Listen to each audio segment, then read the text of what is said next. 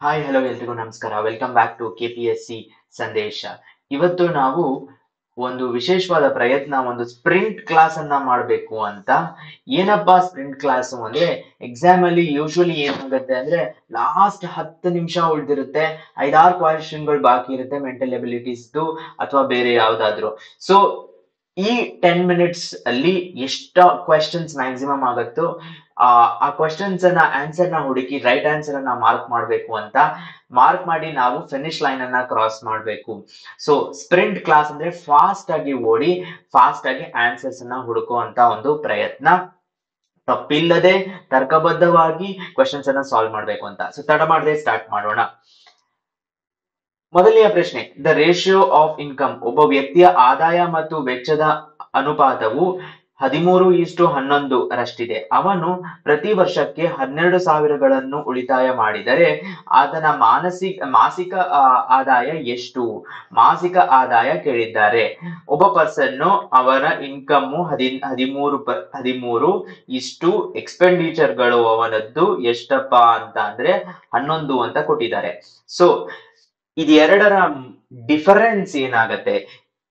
Income ಮತ್ತೆ ಅಂದ್ರೆ ಆದಾಯ ಮತ್ತು ವೆಚ್ಚದ ಡಿಫರೆನ್ಸ್ ಏನು ಅಂದ್ರೆ ಅದೇ ಸೇವಿಂಗ್ಸ್. ಆ ಪರ್ಸನ್ ಏನ್ ಸೇವ್ ಮಾಡ್ತಾರಲ್ಲ ಅದು ಸೇವಿಂಗ್ಸ್. ಸೊ ಸೇವಿಂಗ್ ಏನಪ್ಪಾ ಅಂದ್ರೆ 13x ಅಂತ ಬರ್ಕೋಬೇಕು, ಮೈನಸ್ 11x. ಸೊ 2x ಆಗತ್ತೆ. 2x ಸೇವಿಂಗ್ಸ್ ಏನಿದೆ ಅವರದ್ದು 12,000 ಅಂತ ಕೊಟ್ಟಿದ್ದಾರೆ. ಸೊ ಇದು 12,000. ಹಾಗಾದ್ರೆ ಎಕ್ಸ್ ಏನು ಅಂದ್ರೆ 6,000. ಬಟ್ ಇದು ಒಂದು ವರ್ಷಕ್ಕೆ 6,000 ರೂಪಾಯಿ.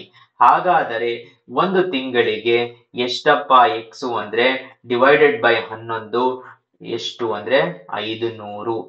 ಈಗ ಇದನ್ನ ನಾವು ಇನ್ಕಮ್ ಆತನ ಮಾಸಿಕ ಆದಾಯ ಎಷ್ಟು ಅಂತ ಕೇಳಿದಾಗ 13 ರೇಷಿಯೋ ಅವರ ಮಾಸಿಕ ಆದಾಯ 13 ಇಂಟು 5 ಮಾಡಬೇಕು.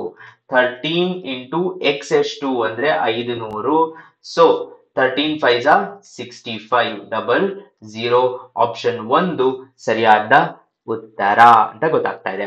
ಮುಂದಿನ ಪ್ರಶ್ನೆ, the present age of 3 ages, ಪ್ರಸ್ತುತ 3 ವ್ಯಕ್ತಿಗಳ ವಯಸ್ಸು 4:7:9.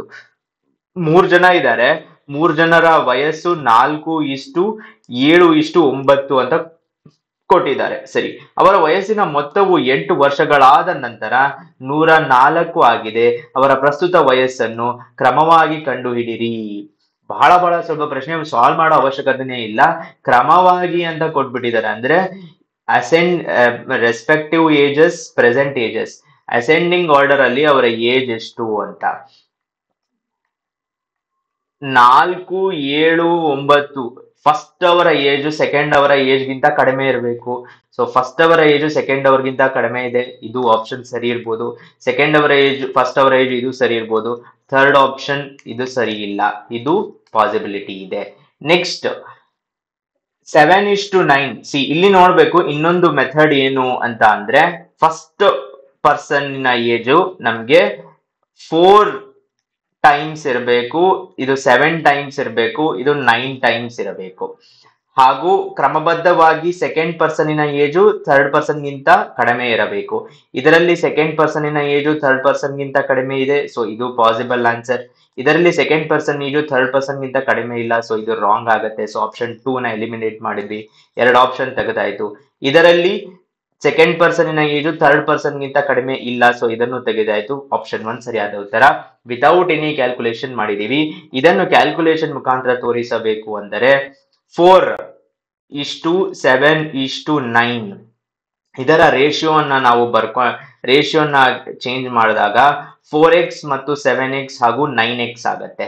8 ವರ್ಷಗಳಾದ ಮೇಲೆ ಇವರ ಏಜ್ ಎಷ್ಟಿರುತ್ತೆ? +8 +8 +8 ಎಲ್ಲರಿಗೂ 8 ವರ್ಷಗಳಾಗಿರುತ್ತೆ. ಸೊ ಅದನ್ನ ಆಡ್ ಮಾಡಿಕೊಂಡಾಗ ಅವರ ಏಜ್ ಎಷ್ಟು? ಅದನ್ನ ಆಡ್ ಮಾಡಿಕೊಂಡಾಗ ಅಂದ್ರೆ 104 ಅಂತ ಕೊಟ್ಟಿದ್ದಾರೆ. ಸೊ 4 + 7 + 9 ಎಷ್ಟಾಗತ್ತೆ? 9 + 4 13, 13 + 7 20x. 20x plus 8 3 24 = 104. ಹಾಗಾದ್ರೆ x ಎಷ್ಟ? 20x ಎಷ್ಟಾಗುತ್ತೆ ಅಂದ್ರೆ 104 minus 24 which is equal to 80. ಹಾಗಾದ್ರೆ x ಬಂದು 80/20 which is equal to 4. So x 4 ಆದ ತಕ್ಷಣ ನಮಗೆ ಅವರ ಪ್ರಸ್ತುತ ವಯಸ್ಸುಗಳು 4 ಇಂಟು 4 16, 7 ಇಂಟು 4 28, 9 ಇಂಟು 4 36. ಆಪ್ಷನ್ 1 ಸರಿಯಾದ ಉತ್ತರ. ಮುಂದಿನ ಪ್ರಶ್ನೆ, ಒಂದು ಸಂಖ್ಯೆಯ 4ನೇ ಒಂದು ಭಾಗವು 75 ಆದರೆ ಆ ಸಂಖ್ಯೆಯ 60% ಎಷ್ಟಾಗುತ್ತದೆ ಅಂತ. ಈಗ ಊಹಿಸ್ಕೊಳ್ಳಿ, ಇದಿಷ್ಟು ಒಂದು ಸಂಖ್ಯೆ ಅಂತ. ಈ ಸಂಖ್ಯೆಯ 4ನೇ ಒಂದು ಭಾಗ ಅಂದ್ರೆ 1/4 ಅಂತ ಏನ್ ಹೇಳ್ತೀವಿ ಅದು. ಸೊ ಈ ಪಾರ್ಟ್ ಏನಿದೆ ಇದಿಷ್ಟು 1/4. 1/4 ಆಫ್ ದಿಸ್ ಹೋಲ್ ಇದನ್ನ ಎಕ್ಸ್ ಅಂತ ಕರ್ಕೊಳ್ಳೋಣ. ಸೊ 1/4 ಆಫ್ ಎಕ್ಸ್ ಎಷ್ಟು ಅಂತ ಕೊಟ್ಟಿದ್ದಾರೆ, 75 ಅಂತ ಕೊಟ್ಟಿದ್ದಾರೆ. ಹಾಗಾದ್ರೆ ಎಕ್ಸ್ ಎಷ್ಟಾಗತ್ತೆ ಅಂತ ಅಂದ್ರೆ 75 ಇಂಟು 4. 75 ಒಂದ್ಸತೆ, 75 ಎರಡ್ ಸತೆ 150. 150ನ ಡಬಲ್ ಮಾಡಿದರೆ 300. ಸೊ ಎಕ್ಸ್ 300 ಆಗುತ್ತದೆ. ಸೊ ದ ಹೋಲ್ ನಂಬರ್ ಎಷ್ಟಪ್ಪ ಅಂತ ಕೇಳಿದ್ರೆ 300. ಆದರೆ 300 ಅಂತ ಮಾರ್ಕ್ ಮಾಡೋದಲ್ಲ, ಅದರ 60% ಅನ್ನ ಕೇಳಿದ್ದಾರೆ. So 60%, 60/100 of 300. So 300 cancel, 6 3s are 18, 180 is the right answer. Option 3 ಅನ್ನ ಮಾರ್ಕ್ ಮಾಡಬಹುದು. ಮುಂದಿನ ಪ್ರಶ್ನೆ, the average age of 9 numbers is equal to the average of 10 numbers. Hence the 10th number is.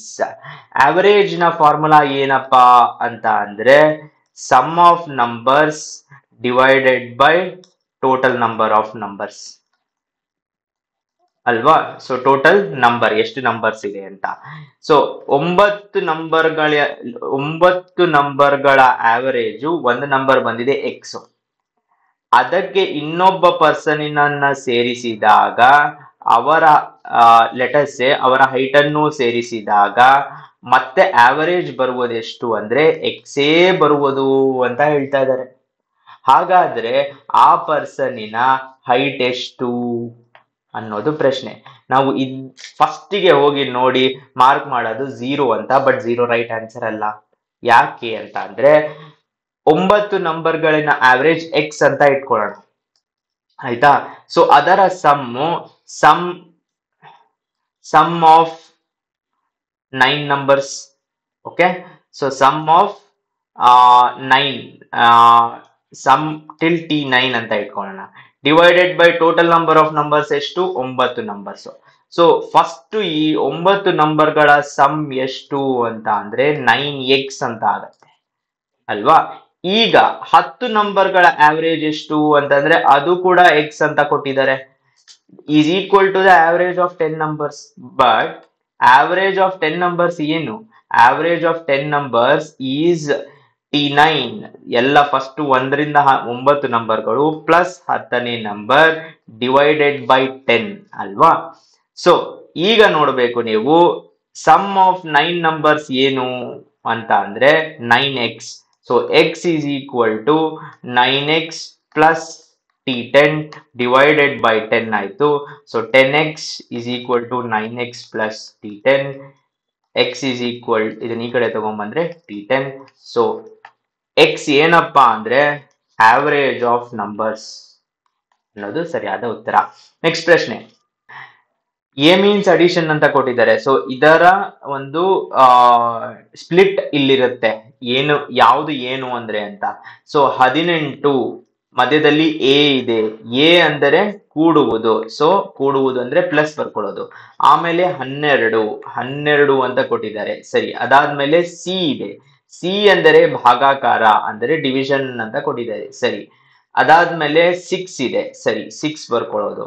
C ಆದ್ಮೇಲೆ D ಇದೆ. D ಎಂದರೆ ಗುಣಿಸುವುದು.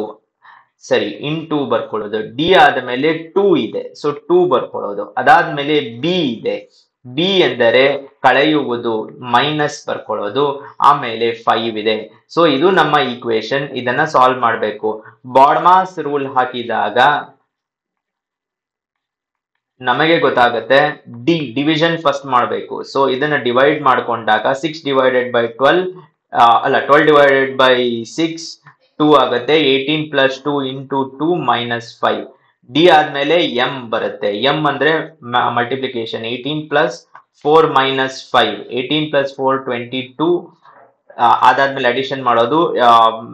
Plus 22 minus 5 17 ಆಗತ್ತೆ. ಸರಿಯಾದ ಉತ್ತರ ಆಪ್ಷನ್ 3. ಇದರೊಂದಿಗೆ ಫಸ್ಟ್ ಸ್ಪ್ರಿಂಟ್ ಕ್ಲಾಸ್ ಅನ್ನ ಮುಗಿಸಿದೀವಿ. ಇದು ನಿಮ್ಗೆ ಹೆಲ್ಪ್ ಆಗಿದ್ರೆ ಹೇಳಿ, ಮುಂದಿನ ಕ್ಲಾಸ್ ಅನ್ನ ಕಂಟಿನ್ಯೂ ಮಾಡೋಣ. Thank you.